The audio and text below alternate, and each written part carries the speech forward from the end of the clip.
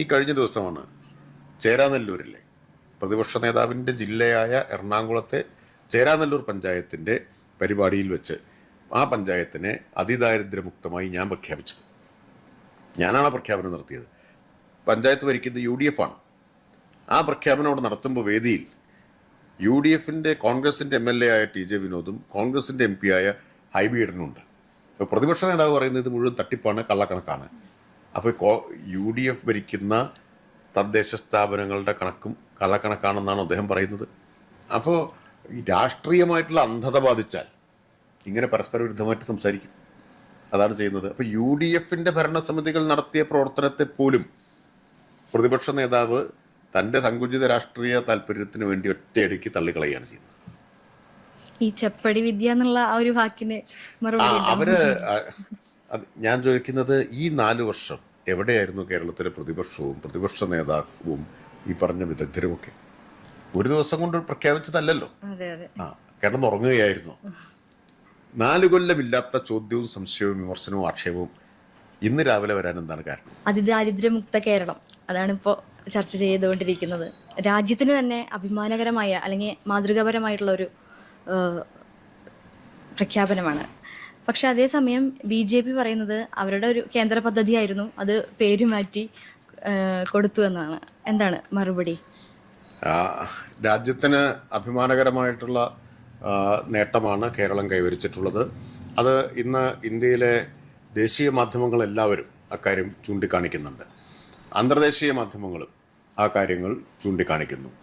കാരണം കേരളം ചെയ്തത് അതീവ ദരിദ്രരായിട്ടുള്ള ആളുകളെ വിപുലമായ ജനപങ്കാളിത്തത്തോടു കൂടിയിട്ടുള്ള ഒരു പ്രക്രിയയിലൂടെ, സൂക്ഷ്മമായ പ്രക്രിയയിലൂടെ കണ്ടെത്തുകയും കഴിഞ്ഞ 4 വർഷം കൊണ്ട് ഇതിലെ ഓരോ കുടുംബത്തിനും ആവശ്യമായ പ്രത്യേകം മൈക്രോ പ്ലാൻ ആവിഷ്കരിച്ച് നടപ്പാക്കുകയും ചെയ്ത് അവരെ ദാരിദ്ര്യത്തിൽ നിന്ന് മോചിപ്പിക്കലാണ്.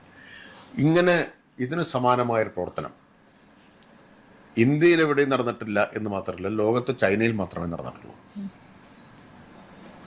അപ്പോൾ BJP അവകാശപ്പെടുന്നത് BJPക്ക് അതിദാരിദ്ര്യമുക്തമായി എന്ന് അംഗീകരിക്കാതിരിക്കാൻ അവർക്ക് പറ്റുന്നില്ല. അതവർ അംഗീകരിച്ചു വരുന്നു.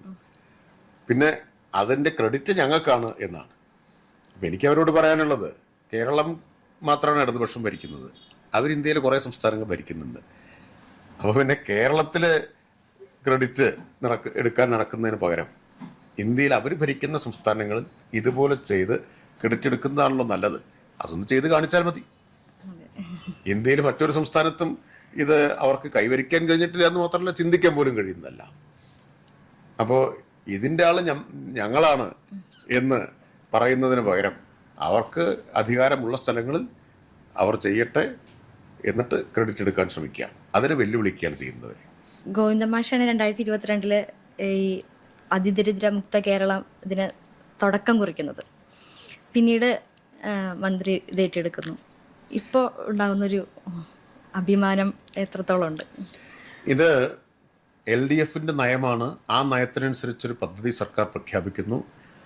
മുഖ്യമന്ത്രി അത് പത്രസമ്മേളനത്തിൽ തന്നെ പ്രഖ്യാപിക്കുന്നു. അന്ന് തുടക്കത്തിൽ ഇത് തദ്ദേശ സ്വയംഭരണ വകുപ്പിൻ്റെ മന്ത്രി എന്ന നിലയിൽ ഇതിൻ്റെ നടപ്പാക്കുന്ന പ്രാരംഭ പ്രവർത്തനങ്ങൾക്ക് നേതൃത്വം കൊടുത്തത് ശ്രീ സഖാവ് ഗോവിന്ദമാഷാണ്. അതിനുശേഷം പിന്നീട് അദ്ദേഹത്തിൽ നിന്ന് ബാറ്റൺ ഏറ്റുവാങ്ങി ഇപ്പോൾ ഈ ലക്ഷ്യത്തിലെത്തുമ്പോൾ കഴിഞ്ഞ 3.5 വർഷം ഈ പ്രവർത്തനങ്ങൾക്ക് ഭാഗമാവാൻ എനിക്ക് അവസരമുണ്ടായി. ഇത് വ്യക്തിപരമായിട്ട് വളരെ സന്തോഷം നൽകുന്നൊരു കാര്യമാണ്. ഇത് സർക്കാരിൻ്റെ ആകെ നേട്ടമാണ്. എല്ലാ വകുപ്പുകളും ഇതിൽ പങ്കുവഹിച്ചിട്ടുണ്ട്. നോഡൽ വകുപ്പായിട്ട് പ്രവർത്തിച്ചത് തദ്ദേശ വകുപ്പാണ്. ഒരു ഉദാഹരണം ഞാൻ പറഞ്ഞാൽ, ഭൂമി ലഭ്യമാക്കണം ഭൂരഹിതരായിട്ടുള്ള ആളുകൾക്ക്. അതിൽ പ്രധാനപ്പെട്ടൊരു പങ്ക് റവന്യൂ വകുപ്പ് വഹിച്ചു. ആരോഗ്യ സേവനം ഉറപ്പാക്കണം, മരുന്നുകൾ ഉറപ്പാക്കണം, ഏതാണ്ട് 85,000-ഓളം പേർക്ക്. ആ ചുമതല ഭംഗിയായി നിറവേറ്റിയത് ആരോഗ്യവകുപ്പാണ്. അതുപോലെ തന്നെ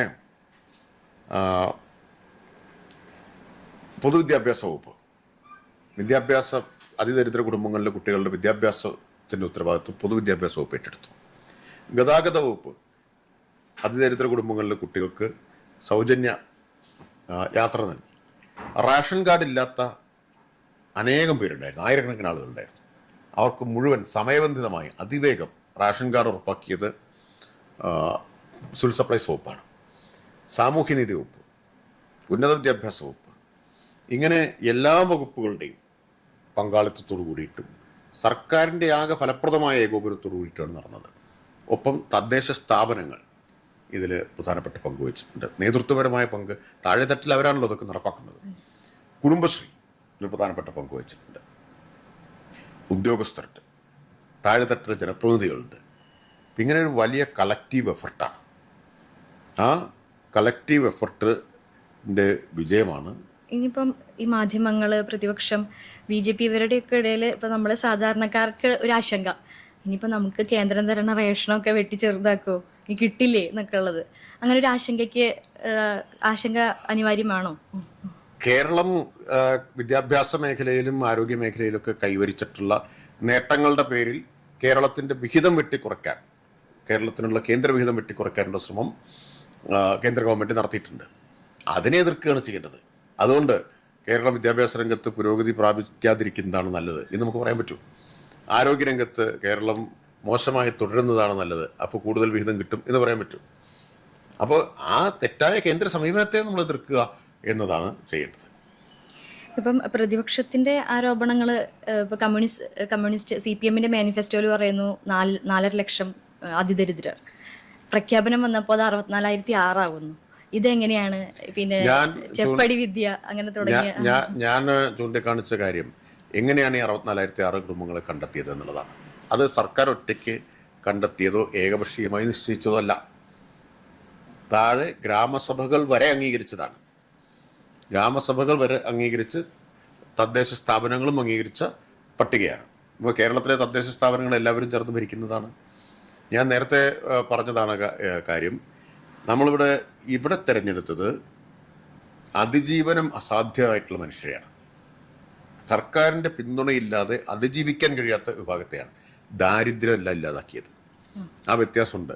ദാരിദ്ര്യം ഇല്ലാതാക്കിയെന്നൊരു അവകാശവാദമേ സർക്കാർ ഉന്നയിച്ചിട്ടില്ല. ദാരിദ്ര്യം ഒരു വ്യവസ്ഥയുടെ പ്രശ്നമാണ്, സിസ്റ്റമിക് ആയിട്ടുള്ളൊരു പ്രശ്നമാണ്. അതിന് ദാരിദ്ര്യം ഇല്ലാതാവണമെങ്കിൽ സിസ്റ്റം തന്നെ ആകെ മാറണം, സാമൂഹ്യ വ്യവസ്ഥ മാറണം. അതൊരു മുതലാളിത്ത വ്യവസ്ഥയിൽ ദാരിദ്ര്യം ഇല്ലാതാക്കാൻ പറ്റില്ല. മുതലാളിത്തത്തിൻ്റെ അനിവാര്യമായ സൃഷ്ടിയാണ് ദാരിദ്ര്യം, അസമത്വം എന്നതൊക്കെ. നമ്മൾ ഈ വ്യവസ്ഥയ്ക്കകത്ത് അതിൻ്റെ എല്ലാ പരിമിതികൾക്കും അകത്ത് നിന്നുകൊണ്ട് അതിദാരിദ്ര്യം ഇല്ലാതാക്കുകയാണ് ചെയ്യുന്നത്. അത് ചിലർ ആ വ്യത്യാസം മനസ്സിലാവാത്തത് കൊണ്ടും ചിലർ മനസ്സിലായി ബോധപൂർവവും ഒക്കെ ഈ ആശയക്കുഴപ്പം സൃഷ്ടിച്ചുകൊണ്ടിരിക്കുകയാണ്. പ്രതിപക്ഷ നേതാവിൻ്റെ ഈ ആശങ്കകൾ, ആരോപണങ്ങളൊക്കെ പറയുമ്പോഴും 40% UDF ഭരിക്കുന്ന പഞ്ചായത്തുകളുണ്ട് നമുക്ക്. അപ്പോൾ ഇവർക്ക് സ്വന്തമായിട്ട് തന്നെ ഒരു വിശ്വാസ കുറവുണ്ട് എന്നുള്ള 2 കാര്യങ്ങൾ അതിൽ പറയേണ്ടതുണ്ട്. ഇന്ന് രാവിലെ ഉണർന്നിട്ട് ഗവൺമെൻറ് പറഞ്ഞതല്ല ഞങ്ങൾ നാളെ കേരളത്തെ അതിദാരിദ്ര്യമുക്തമായിട്ട് പ്രഖ്യാപിക്കുകയാണ്.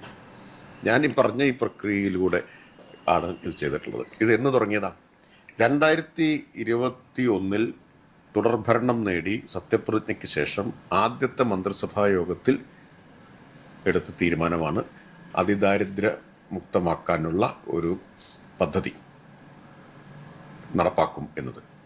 അന്ന് പത്രസമ്മേളനത്തിൽ ബഹുമാനപ്പെട്ട മുഖ്യമന്ത്രി അത് പ്രഖ്യാപിച്ചു. ഇപ്പോൾ പ്രതിപക്ഷം പറയുന്നത് പഞ്ചായത്ത് തെരഞ്ഞെടുപ്പ് മുന്നിൽ കണ്ടുകൊണ്ട് നാളെ ഈ പ്രഖ്യാപനം നടത്തുന്നു എന്നാണ്. 2021 മെയ് മാസത്തിൽ മുഖ്യമന്ത്രി പത്രസമ്മേളനത്തിൽ പ്രഖ്യാപിച്ചു 2025 നവംബർ 1 ആവുമ്പോഴേക്കും കേരളത്തിലെ അതിദാരിദ്ര്യം നിർമ്മാർജ്ജനം ചെയ്യാനുള്ള പദ്ധതി ഞങ്ങൾ പ്രഖ്യാപിക്കുന്നു. അപ്പോൾ അന്ന് 4 കൊല്ലം മുമ്പേ ഈ നവംബർ 1 ഏത് തീയതി പ്രഖ്യാപിച്ചു. അതിപ്പോൾ പഞ്ചായത്ത് തെരഞ്ഞെടുപ്പ് വരുന്ന അന്ന് കണ്ടിട്ടാണ്. അപ്പോൾ പ്രതിപക്ഷത്തിൻ്റെ ഇതൊക്കെ ബാലിശമായ വാദങ്ങളാണ്. വേറൊരു കാര്യം, 40% പഞ്ചായത്തുകൾ, തദ്ദേശ സ്ഥാപനങ്ങൾ പ്രതിപക്ഷം ഭരിക്കുന്നതാണ്. അവരും ഇതിൽ പങ്കാളികളായിട്ടുണ്ടല്ലോ, അവരുടെ ഭരണസമിതികൾ പങ്കാളികളായിട്ടുണ്ടല്ലോ. ഇപ്പോൾ ഒരു ഉദാഹരണം ഞാൻ പറയാം. ഈ കഴിഞ്ഞ ദിവസമാണ് ചേരാനെല്ലൂരിലെ പ്രതിപക്ഷ നേതാവിൻ്റെ ജില്ലയായ എറണാകുളത്തെ ചേരാനെല്ലൂർ പഞ്ചായത്തിൻ്റെ പരിപാടിയിൽ വെച്ച് ആ പഞ്ചായത്തിനെ അതിദാരിദ്ര്യമുക്തമായി ഞാൻ പ്രഖ്യാപിച്ചത്. ഞാനാണ് പ്രഖ്യാപനം നടത്തിയത്. പഞ്ചായത്ത് ഭരിക്കുന്നത് UDF ആണ്. ആ പ്രഖ്യാപനം അവിടെ നടത്തുമ്പോൾ വേദിയിൽ UDFൻ്റെ കോൺഗ്രസിൻ്റെ MLA ആയ TJ വിനോദും കോൺഗ്രസിൻ്റെ MP ആയ ഹൈബി ഈഡനുണ്ട്. അപ്പോൾ പ്രതിപക്ഷ നേതാവ് പറയുന്നത് ഇത് മുഴുവൻ തട്ടിപ്പാണ്, കള്ളക്കണക്കാണ്. അപ്പോൾ UDF ഭരിക്കുന്ന തദ്ദേശ സ്ഥാപനങ്ങളുടെ കണക്കും കള്ളക്കണക്കാണെന്നാണ് അദ്ദേഹം പറയുന്നത്. ഈ പ്രഖ്യാപനം അവിടെ നടത്താൻ എന്നോട് ആവശ്യപ്പെട്ടത് അവരായിരുന്നു. അവിടുത്തെ കോൺഗ്രസ് എം പിയും കോൺഗ്രസ് എം എൽ എയും ഇതിന് സാക്ഷികളാണ്. അവരത് കൈയടിക്കുകയാണ് ചെയ്തത്.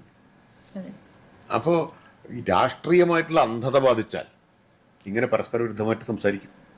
അതാണ് ചെയ്യുന്നത്. അപ്പോൾ UDFന്റെ ഭരണസമിതികൾ നടത്തിയ പ്രവർത്തനത്തെ പോലും പ്രതിപക്ഷ നേതാവ് തൻ്റെ സങ്കുചിത രാഷ്ട്രീയ താല്പര്യത്തിന് വേണ്ടി ഒറ്റയടിക്ക് തള്ളിക്കളയുകയാണ് ചെയ്യുന്നത്. ഈ ചെപ്പടി വിദ്യ എന്നുള്ള ആ ഒരു വാക്കിന് മറുപടി അവര് ഞാൻ ചോദിക്കുന്നത്, ഈ 4 വർഷം എവിടെയായിരുന്നു കേരളത്തിലെ പ്രതിപക്ഷവും പ്രതിപക്ഷ നേതാവും ഈ പറഞ്ഞ വിദഗ്ധരുമൊക്കെ? അവരെവിടെയായിരുന്നു? അവരിപ്പോഴാണ് ആദ്യമായിട്ട് അതിദാരിദ്ര്യ നിർമ്മാർജ്ജന പദ്ധതിയെക്കുറിച്ച് ഇന്നാണ് പറഞ്ഞത്. നമുക്ക് 4 വർഷം മുമ്പ് ഇത് മുഖ്യമന്ത്രി പരസ്യമായിട്ട് പ്രഖ്യാപിച്ചു പത്രസമ്മേളനത്തിൽ. ഇതാണ് ഞങ്ങൾ ലക്ഷ്യം വയ്ക്കുന്നത്. അതിനുശേഷം നമ്മൾ ഈ പ്രോസസ്സ് ആരംഭിച്ചു. അതിദാരിദ്ര്യ നിർണയ പ്രക്രിയ എങ്ങനെയാണ് എന്ന് വിശദീകരിക്കുന്ന ഒരു കൈപ്പുസ്തകം കില പ്രസിദ്ധീകരിച്ചു. കിലയുടെ നേതൃത്വത്തിൽ 4 ലക്ഷത്തോളം പേർക്ക് ട്രെയിനിങ് കൊടുത്തു. ഇതെല്ലാം ഈ നാട്ടിൽ നടന്നു. അതിനുശേഷം 1 കൊല്ലം കഴിഞ്ഞപ്പോൾ 47.89% പേരെ അതിദാരിദ്ര്യത്തിൽ നിന്ന് മോചിപ്പിച്ച് എന്ന കാര്യം വ്യക്തമാക്കിക്കൊണ്ട് എങ്ങനെയാണത് ചെയ്തത് എന്ന് വ്യക്തമാക്കുന്ന ഒരു റിപ്പോർട്ട് 2023 നവംബർ 1 കേരളപ്പിറവി ദിനത്തിൽ കേരളീയ വേദിയിൽ വെച്ച് പ്രകാശനം ചെയ്തു. ആ റിപ്പോർട്ട് മാധ്യമങ്ങൾക്കെല്ലാം കൊടുത്തു. അന്നൊന്നും ഒരു ചോദ്യവും വന്നിട്ടില്ല എന്ന് ഓർക്കണം. അസംബ്ലിയിൽ 2022-ലും 23-ലും 24-ലും എക്കണോമിക് റിവ്യൂവിൽ ഈ കാര്യങ്ങൾ വിശദമായിട്ട് പറഞ്ഞിട്ടുണ്ട്. അപ്പോൾ നമ്മൾ കാണേണ്ട കാര്യം, അസംബ്ലിയിൽ വെക്കുന്നത് രേഖയാണ് എക്കണോമിക് റിവ്യൂ.